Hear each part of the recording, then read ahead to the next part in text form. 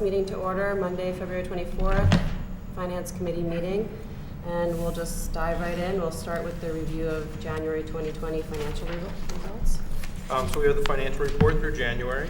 So through January, we are forecasting a year-end positive variance of $351,866, or 0.35% of the budget.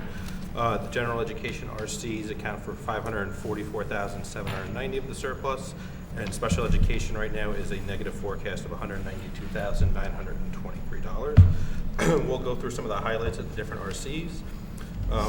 Similar to the previous months, we do have salary savings in some of the accounts at high school. New to this budget, or this month, we do have a positive variance with a small amount of dollars of $600 for student interns, and we'll see that throughout some of the RCs. We do have salary savings for a retirement of a secretarial position of $30,485. This position is recommended to not be in the budget for next year. We have salary savings of a little over $4,000 at the Fitch Academy. At the middle school, again, we still have the $104,000 of salary savings.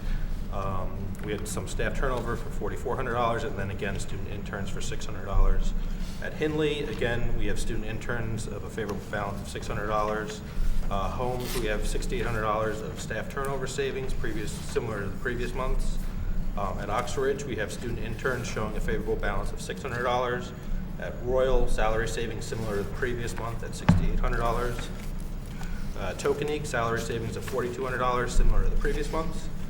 In RC 12, this will be one of the transfers for the board to consider at the next meeting, is $27,500 for the consultant services for the portable/library study that was approved at a previous meeting.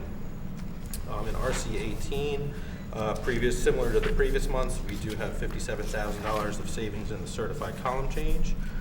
Budget controller again remains untouched at $263,360.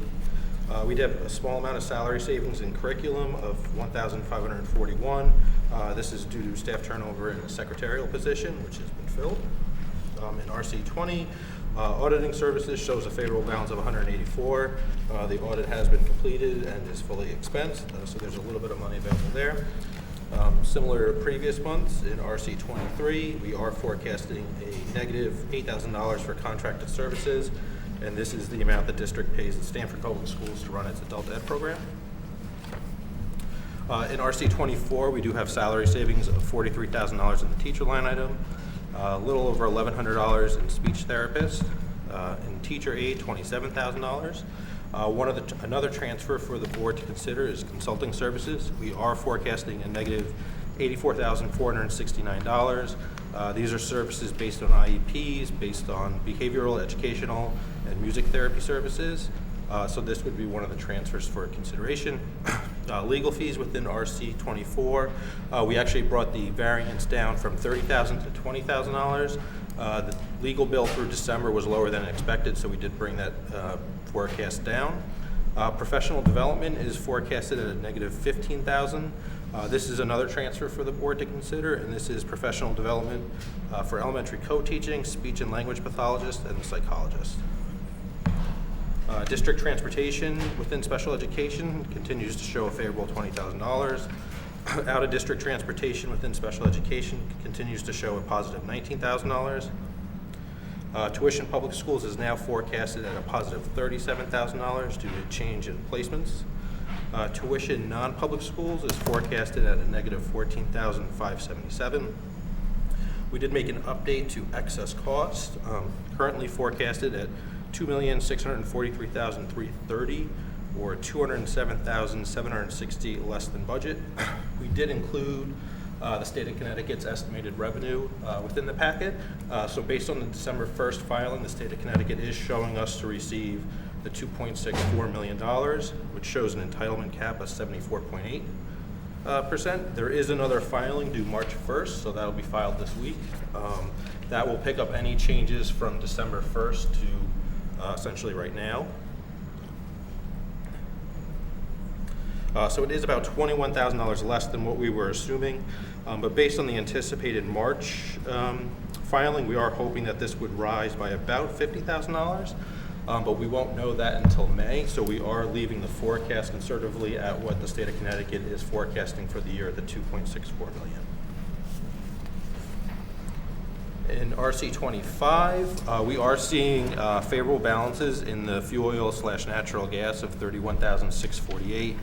Both Darien High School and the middle school have seen a decline in costs due to the switch to natural gas. We've also had a warmer winter than in previous months.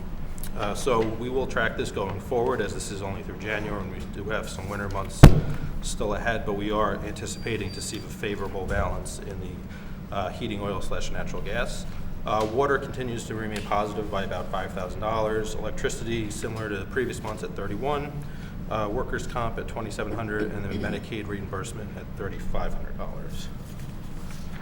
So as I mentioned before, there are 3 transfers that'll go to the board for approval.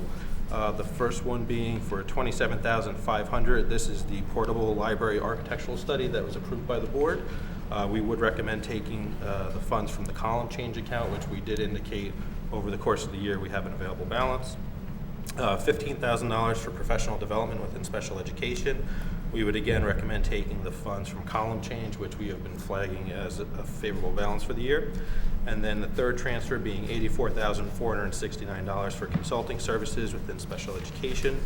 And we would recommend taking that from a variety of accounts, including salary savings from the middle school, column change account, salary savings from teacher aid, and the savings from the special education transportation. Okay. I was wondering, just as we start the discussion, if maybe you could remind everybody what we use certified staff column change for, and then that'll just, I think, open up the discussion. I just was thinking it would be a good idea to refresh everyone's memory about what that what the purpose is. So the teacher contract does allow for teachers to submit for degree level changes, and so before the year starts, we have a roster of employees who indicate to us that they're going to take a certain amount of courses that would qualify them for a degree level change. If they complete those courses to a satisfactory level, they would be able to change a column within the teacher's contract, and so that results in a raise for the teacher, and so we would transfer the money out of the column change account to the appropriate teacher salary line item account. Not all the teachers end up completing the courses that they indicate that they might, and that results in what the savings would be for the year. So based on the what we've received from HR in terms of who's completed and who hasn't completed, that's left the favorable balance of $57,000. Okay, so it just means during the course of the school year, there would be a column change bump up, so we're just... Correct, so somebody could go from possibility. MA, master's 15 to, let's say, a master's 30. Okay, and we have a good sense that that wouldn't happen between now and year end? Yes. Based on the information you have? Yep, we're all set. Great. Deb, can I ask? Sure. So how do you set that when you look forward at this, like this upcoming year's budget? Is it indications directly from teachers that they're going to be taking? So the teachers do have to submit to HR by a certain date if they anticipate taking these courses. So we'll build into the budget, assuming that they'll all complete those courses. They don't actually all complete those courses sometimes, so that's what, the example as to why we have a favorable balance this year. If they do complete those courses, then at some point during the year, we would do that column change for the teacher. And is this something you're going to be tracking going forward as you build your kind of model or database? Yep. I'm guessing it's something we're all going to be tracking as we move forward, yes. Yeah. Okay, thanks so much. So I guess we could talk, does anyone have any questions on what Rich just reviewed, specifically the transfers? Or any, I mean, it's open for any question that you have. Jill? A couple things. The student interns, is that just a different rate, or are we not hiring interns? You haven't. It's really just like a lag in the day that they start. They're all small amounts, so it's about $600 each cost Right. center. So it's more the date that the actual intern starts. Okay. So we are still hiring interns, and there are interns in the schools. Okay. Looking at the transfer for the professional development, can one of you talk a little bit more about that? Why that is outside of the budget, when that's scheduled to occur, what's driving that? And speaking with Shirley, the bulk of it is for the psychologists. So when the psychologists were added, they didn't. The budget didn't include additional funds for professional development. So Shirley has flagged a number of things for the psychologists for the upcoming school year for professional development. So that's why it's outside of the budget. So in other words, we already have budgeted for these psychologists, but we did not budget For the PD. correct. So now we're sort of lagging that a little Correct. bit. And it's necessary at this point for them to have that PD. Yes, Shirley believes so. it's my understanding that's a discussion that at some level took place at the board here. Perhaps not, but that's my understanding of it, that it's going primarily towards these school psychologists. Is this the dialectical behavior Yes. therapy? It might be interesting to know, are these, this professional development is related to, if they're psychologists, retention of their licenses? Or are these things that we think that will also inform their work? And sometimes you'll take a course because you think, oh, this is going to help me for A, B, and C, but I imagine they have their separate licenses that they have to do some sort of continuing education for. And I understand you're not going to know that off the top of your I head. but believe maybe it's just to Shirley really will know. inform their work and Okay. to provide better services for the students. So this is part of the DBT rollout? I believe that is correct, yes. Okay. Could we confirm that for tomorrow night? Yeah. Thank you.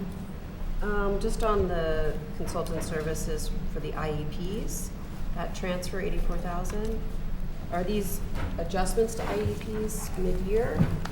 Is that why we're having a mid-year? So I think it's a combination of two things. I do think the budget was not sufficient for the services that were already provided, and then some of it is changes for IEPs that occurred during the year.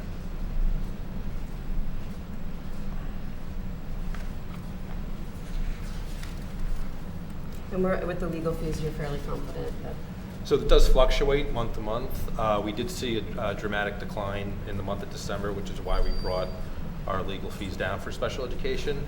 But we'll track it every month going forward. Obviously, if we see a spike in the coming months, that might adjust that forecast up or down.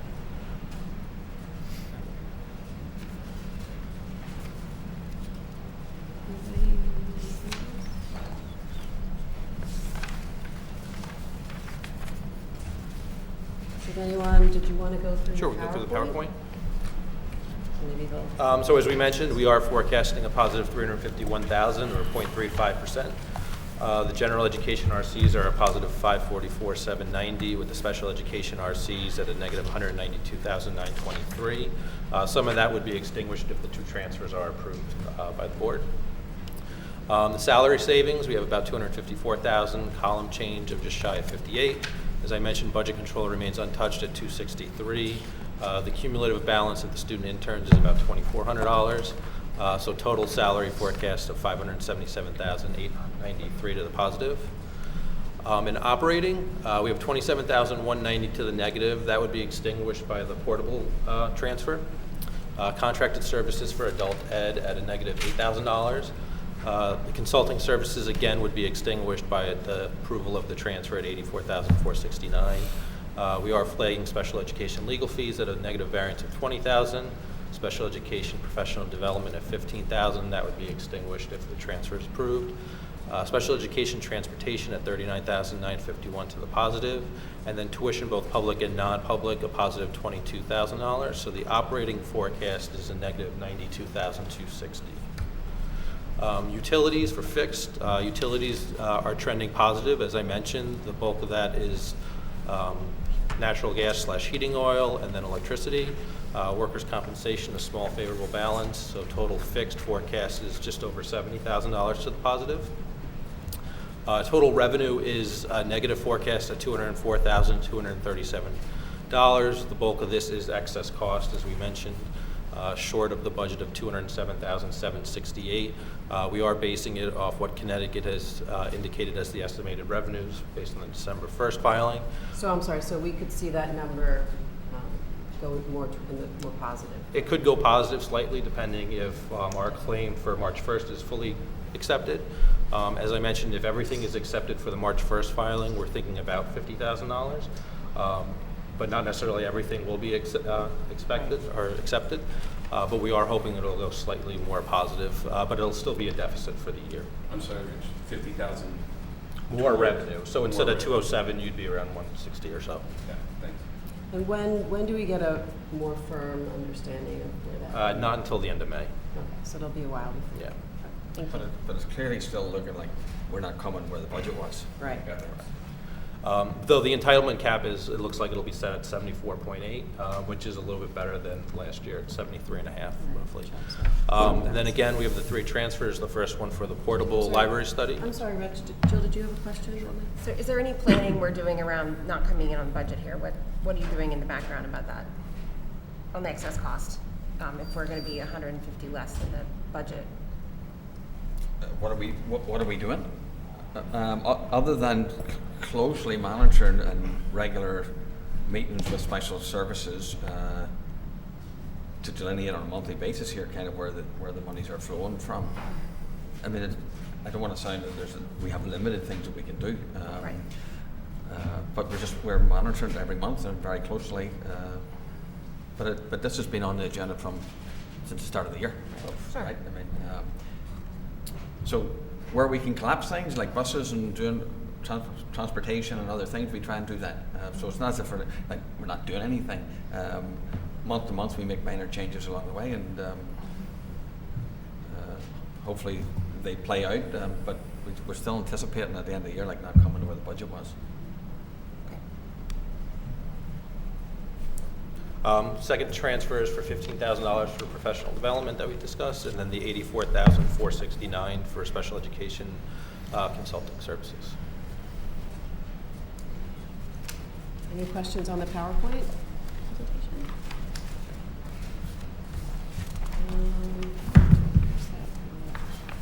Before we move on, I just was looking at the state grant summary. So this is the ECS. Has that been received by the town, or?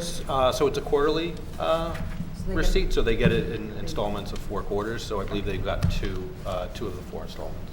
Okay, and do we, I can't recall, did they budget? I believe they did budget a portion of it. Okay. this year. Wasn't sure about that.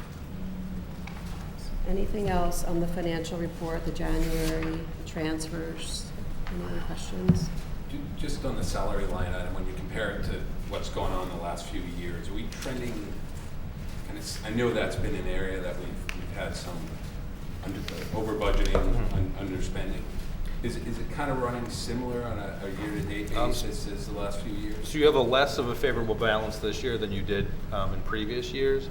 Part of that, for example, is in the previous year, you had an interim superintendent. You can only collect 45% of that salary, so you had a big salary savings there. You did have a vacancy of an administrator, director of instructional technology, so you had a big salary savings there. So it is a little bit less than you had, at least in the last year. What about a couple of years prior? Have you looked at that? You did have a couple of years before a very big favorable balance in salaries. I think you had a significant amount of staff turnover that year that contributed it. So you are a little bit less than you have been in previous years. It does fluctuate though from year to year. Thank you. Just to thank you for pulling the state grants out. I appreciate being able to see it like this. That's great. And again, I just want to thank you for the detail, and I like that you continue to give us the same information so that we're reminded of what's happening, because sometimes we can forget. So it's good that we're reminded every month, so that I'm trying to track all the transfers and the reconciliation, so it's good for me to, every time I review it, to see what's there. And Rich does an excellent job, sort of, just to state the obvious. A lot of those summaries we're seeing are cumulative summaries over the months, right? So, in some cases, Rich is pointing out some of the incremental changes, but the big presentation summarizes from the start of the year the changes. Right. And just one other question. On the substitute line, we've had discussions, and that tends to be seasonal, right? So that might eat into some of the surplus on the line. So when we look at the substitutes, as of right now, we're actually tracking relatively favorable. It does tend to spike in that April-May timeframe. So we are anticipating that spike to continue. So we're not anticipating having to do a large transfer for substitutes. That would eat into it. Depending on how big that spike is in May, you might have a little bit where you would have to make an adjustment. But as of right now, we are tracking favorably, but it is early. Okay, thank you. Okay. May I just mention, John, I just sometimes the term over budgeting gets misrepresented, by the community. So I just want to be very careful of because I have no indication that people have over budgeted or under budgeted from a given year to given year. I just want to be just conscious of that. Yes, the balances have Fluctuated? fluctuated, in some cases be positive, and another year been very positive, right? But we certainly deliberate, are very specific about what we budget, and so I just wanted to be, I think Yeah, no, there's, thanks. you know what I mean? I I think, get I think there's just there's that element of unpredictability, and that's what comes into play. There's a lot of, unfortunately, moving parts when it comes to employee salaries. Anything else on that item? So I'm going to move on to, I requested this next item, the discussion on the transportation consultant. And I asked for this to be on the agenda because I wanted to hear from administration in case the board and administration decides to accelerate the consultant and bring it into this fiscal year. What were your thoughts on that in terms of availability of funds to make that transfer? So we'd basically take it from the high school. We have a secretary there that has retired, and it happens to be one of the positions that's not going to be replaced in the budget anyway. So that would be our proposal. And So the high school is at about 49. So there was a line item for secretarial support where salary savings were about $30,000. Right. If we were to accelerate it, we would recommend a transfer taking about the 25 out of that line item, Okay. which would have to go into consulting services. Okay. So that could fund the transportation consultant for Correct. this fiscal year.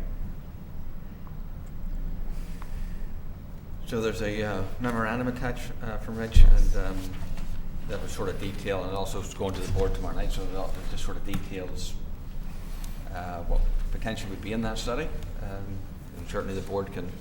Right. I mean, I don't think at this committee level we Yep. need to get too far into the weeds with that. I really wanted to hear from the administration if they would be comfortable if that was something the board decided to move ahead with, and then if anyone here on the finance committee had any concerns with that. Jill? So one of the questions that came up was whether or not $25,000 was the right amount. Can you just briefly talk to how you came up with that number and how that correlates to what's here without going through the? So it is a rough estimate. We do have a consultant that we work with typically. He could give us that ballpark information. If we were to use him, he's not available probably until sometime in May to start this. So we do have a call with another company the district hasn't used, but some neighboring districts have used. We'll find out probably this week based on that call what a rough estimate would be from him. But it did come from that one consultant that we used. So I guess, how long, what is the time frame that would be required for the consultant? We would expect probably 3 to 4 months from when they start, so it is dependent on when they're actually available to do the work. We do start doing routes for the following school year in the beginning of June. Okay. So anything that, if we were looking to make a change for next school year, we would really have to have everything wrapped up and approved and ready to go by that beginning of June timeframe. Right. So that would mean we would want someone to start in March, Right. ideally in March. You look like you want to say something. No, it's just very tight, and the last thing I want is like a summer disaster of busing. So, yeah, but the parameters are what they are. If it's something the board would want to do, they would have to do it like quickly, because It's also important to know that getting a bus isn't an immediate thing. It does take a while to secure additional buses if that's the Right. route that we end up going. So in terms of the impact of the contract, can we, within this current bus contract, I want to be careful staying in finance, but, we have an existing contract with a number of buses. If we go out and come back with a study, what impact would it have on the contract? I mean, or do we have the ability to? You can add or delete buses. Okay. You'd pay the same rate. If you do add buses, like I said, it does take a while to get a bus. There is language in the contract that requires a certain percentage of the fleet to be new buses. Right. A brand new bus typically takes 6 to 8 months to get. So if you were to add a bus, you'd likely be adding a used bus. So we'd have to look at whether or not that mix would adjust that. It's likely it wouldn't, because the majority of the fleet is relatively new. I seem to recall in past conversations, and this is when Mike Feeney was here, that if we had somewhere to store the buses, that would have a positive impact on the contract? It would. So districts that have a bus depot tend to pay less than districts that don't have a bus depot. My understanding is the last time the district went out to bid, only one company for a student bid, and a big reason for that is the lack of a bus depot. That's similar to the case actually in Norwalk. Norwalk didn't have a bus depot either, and thus a lot of bus companies aren't interested in bidding. If you look at some of the surrounding areas, like New Canaan actually parks their buses at a school. Ridgefield, similar. Weston has a bus depot as well. More bus companies are willing to do that. So right now, First Student actually gets a space in Stanford where our buses are parked. And it's really just baked into the daily rate that the district pays. So there would be some sort of discount to that daily rate if we had somewhere to park the buses, is that correct? It's likely, and you'd more than likely have more than one firm being willing to So then you get a more competitive bidding process for Correct. the service. Okay, is that something that we've talked to the town about? Is there a Not potential that- spot? Not yet, no. Okay. Other than in passing, let me say, but not a formal request or anything. Okay. And I think there's a few of the smaller vehicles parked here, if I remember correctly, Correct. right? The two Suburbans. Yeah. There are really only 3 primary providers in Southern Fairfield County: First Student, DATCO, and STA. So there aren't a significant amount of bus companies. A little further north, you'll find companies like All Star Transportation in Durham, but they typically don't come below the Danbury line item.